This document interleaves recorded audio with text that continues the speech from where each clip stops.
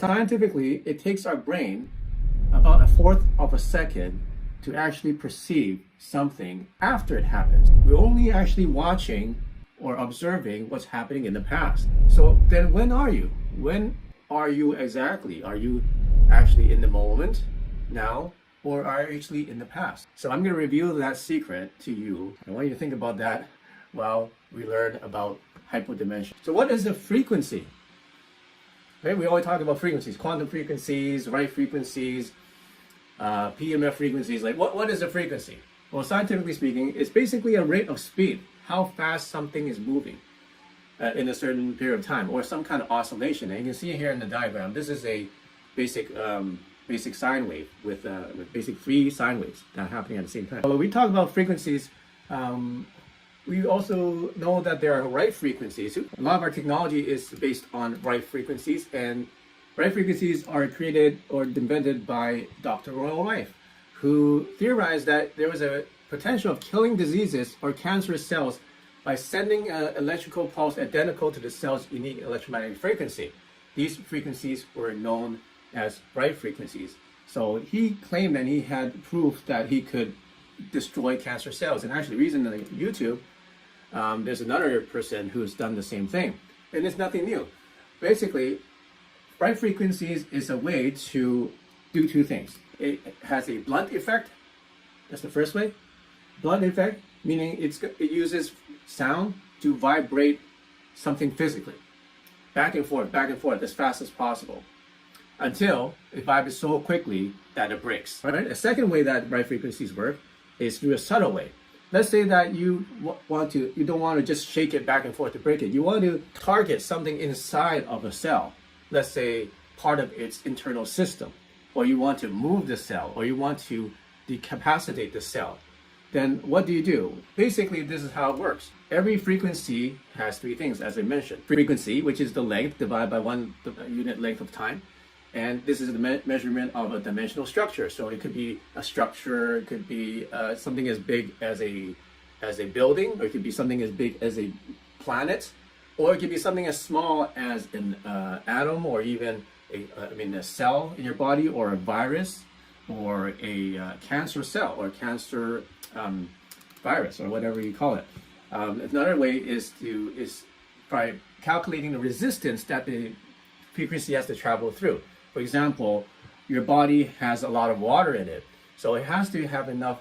It has to calculate the resistance of your body's water so that it has enough amplitude, or so to speak, the power or volume, in order to penetrate that water and to affect that cell or affect that virus. It causes destruction of cells, or direct manipulation of it, or it causes some kind of entropy or loss of energy. Let's say, for example, that there's a tiny worm or a cancer cell, and that there's a dominant behavior. Let's say that it breeds more than it eats. So, and it does that for a certain cycle. Let's say every 3.5 minutes, it does that certain behavior, or it takes 80 seconds to digest something. So what you can do is actually use frequencies to disrupt the pattern, or disrupt the repetitive behavior of that cell.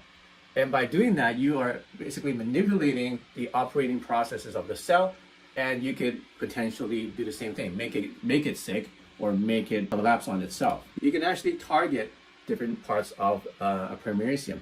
So if right frequencies can destroy structures, what if frequencies can reinforce structures instead? For example, what if we could make healthy cells stronger, make bones stronger, and make your organs healthier? If you can make frequency, let's say an opera singer sings and it shatters the wine glass. How does that happen? It's because the opera singer's voice creates a frequency that is in resonance with the glass, and it shakes the glass so violently that it shattered. But what if you can use that same idea to reinforce a structure rather than to shatter it? Because it should be able to do the same thing. Now, primary right frequencies were designed to alter physical structures. That's their primary purpose. So brainwave entrainment is, there's a studies done by the Monroe Institute, and they show that brainwaves can be measured with electromagnetic, it sends up is electromagnetic field in your brain. We all have it. And they measure people whose brains, and some of those who have more noise in their brain waves, for example, that means that it was out of harmony. Just imagine there's a little kid playing piano and they're mashing all the keys like this. You know, that doesn't sound good, right? So imagine that there is that happening in your brain in the form of electromagnetic waves. So all this noise is happening.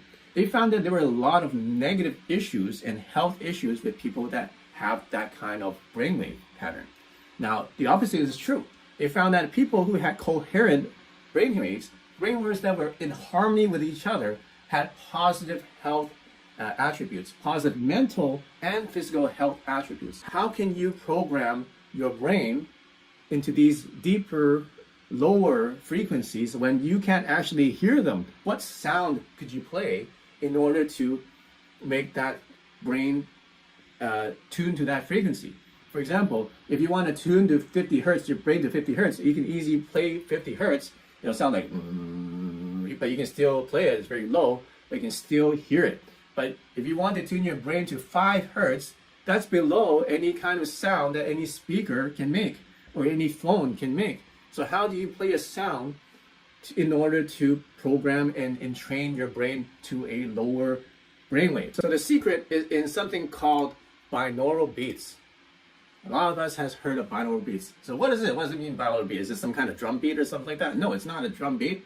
Basically what it means is creating a differential through your 2 ears. Okay? So it's basically creating a differential. So let's say that you want to hear 10 hertz. What happens when you play 250 in one ear and 260 in the other ear? What happens is that the difference is 10. And when that happens, your brain creates, or those frequencies collide each other in between your brain and creates the 10 hertz frequencies. So basically, you've used 2 frequencies to make a child frequency, and that's how you create lower frequencies inside of your brain. So what is hyperdimensional? You remember that we are going to share with you hyperdimensional frequencies. Well, that just basically means it's beyond the conventional 3 dimensions. So we're going to the 4th dimension. What is 4D then? Well, 4D is basically now using the same concept. Because what did we do from 1D to 2D? We just added another 90-degree dimension into our dimension. Now we created a square. What happened from 2D to 3D? We just created another 90-degree dimension and we created a cube. So what happened from 3D to 4D is just a simple extension of that process, which is to add another 90-degree dimension into it, and that creates 4D. So to explain this a little further, I got some chopsticks. You have chopsticks or some straws, you can play with this at home. Okay, so if I do this, this is 1 dimension. Now, what if I add another 90 degrees to it, right? And now you can see there's 2 dimensions. Now, if I add another 90 degrees to it, what does that become? Now that's 3 dimensions. Okay, so where's the 4th dimension? The 4th dimension is here. Okay, so now we have 4 dimensions. And now if you an object with this is what it's going to look like. It's the tesseract. Okay, so those are the 4 dimensions. What they are complex information fields of intention. Okay, so that's the technical way of explaining it.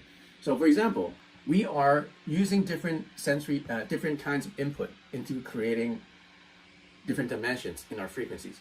For example, there's space, there's time, there's our sensory input, which is the current measurement or current composite moment of our experience using our 5 senses. Okay, so that itself is, we can say, is the 3 dimensions.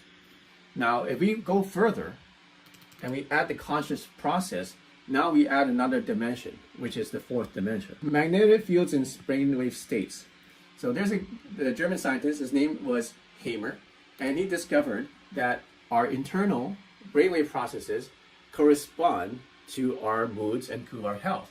And then the magnetic fields that are measured in our brain or measured throughout our organs, if they saw in the scan there were these black marks or pot marks in the field, they would correspond to negative emotional states. So let's say you took a brain scan and they found that they measured the electromagnetic field, or took some organ scans, and they can see that there's some empty shadows in that electromagnetic field. Well, wherever there's a shadow, it just shows that your emotional state is actually poor in that organ, in that part of your body. And what they also found is that if you can change those magnetic fields around the organs and around your brain, that person naturally starts to get well. Let me ask you again, what if every single moment in time and space has a unique electromagnetic footprint? For example, emotions like joy have a landscape, and exposing a person to that landscape or to that quality will start to move them to that state. Okay? So I'm going to show you exactly how to do just that. How you can create reality by using frequencies. Here's a person who tested it with leaves. So with a leaf with no frequency treatment, they put it in both of the leaves in a really pretty poor environment, like poor lighting with cigarettes, incense in the house. It was hot and they had perfumes and different aromas, which is not good for plants. So they put it in there, and then one of them that didn't receive the frequency, you can see if you blow this up, there's black spots and it's starting to shrivel up and things like that. Now, they had a leaf from the same plant, and they played frequencies during the same period on the plant. And after a few days, that it had no black spots, no signs of decay, and no discoloration. And maybe this is one of the secrets that the Egyptians had in order to preserve their mummies, right? Here's another test that one of our closed group people did using our frequencies based on plant growth acceleration. So this person had 3 pots of plants, same size, same soil, 1 grain of wheat in each pot. So what happened? Pot R, the one on the right here, had no frequencies, and it grew to 23 centimeters. Pot L, here, with the red one here, grew to 26 centimeters, was exposed to crystal bowl healing sound. So these just had a crystal bowl, and they rang the bowl to this plant. Now pot D grew to 32 centimeters, and that was exposed to the frequencies. So the frequencies actually help this plant grow faster than all these other plants. Here's another test that we did, was using the frequency on water. So with no frequencies, they put this water in a bucket or in a bowl, and after it's frozen, you can see that there's no real uniformity in the ice.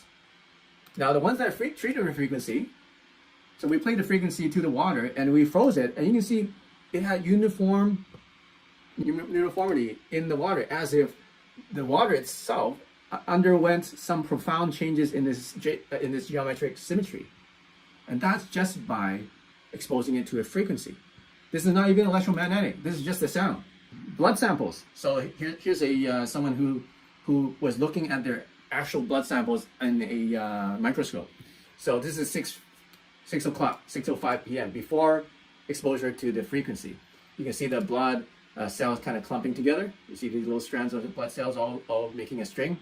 Okay, they're called agglutinated. I don't even know how to pronounce that. So about 2 hours later, or 2 hours 40 minutes later, after playing the frequencies, they did the blood sample again, looked at it under the microscope, and look what happened to the blood cells. The blood was fluid with no more agglutination. Okay, release of bacteria stronger. So like the morning after, they did the test again, and you can see, some of it was nice and even, but then some of it started to be sticking together again, which shows that something happened in the middle. Something happened to their blood while they were listening to their frequencies. It actually made it more fluid. It actually made it more healthy, because all that blood cells sticking together is one of the first signs of cancer. Let me give you a word of warning. So if you do use these frequencies, you may experience states, mental states, emotional states that you may have never experienced before. And these states may be quite intense. So we've had situations where people who are chronically depressed start to cry. And then we ask them, why are you crying? And then they say, I just feel so happy. And some people, they get such a kick from these that they start using them all day long. But they're not intended to be used all day long. okay, because that actually stresses out your adrenal glands and you start to overload your system with too much energy. So use it according to the guidelines that we're going to give you. Also, there's different mixed reactions with people who have sociopathic tendencies. What do I mean? For example, they react in two extreme ways. Either they will just don't like it at all because it's a natural for them, or they will experience something that's in a dramatic or pronounced effect. So, for example, if somebody is manic depressive, they would either have it when they're in a negative phase, it would make them feel very annoying, or it would make them feel very uncomfortable, because they want to stay in that negative phase and they don't want to come out to a positive phase. So when they hear a track or one of our frequencies that are intended to help them elevate themselves, they will find it annoying because they want to stay in the negative. Let's work together as a family, as a group, as a team, to raise the vibration of the planet and to really make a difference. Okay? So until next time, use the Qi and prosper.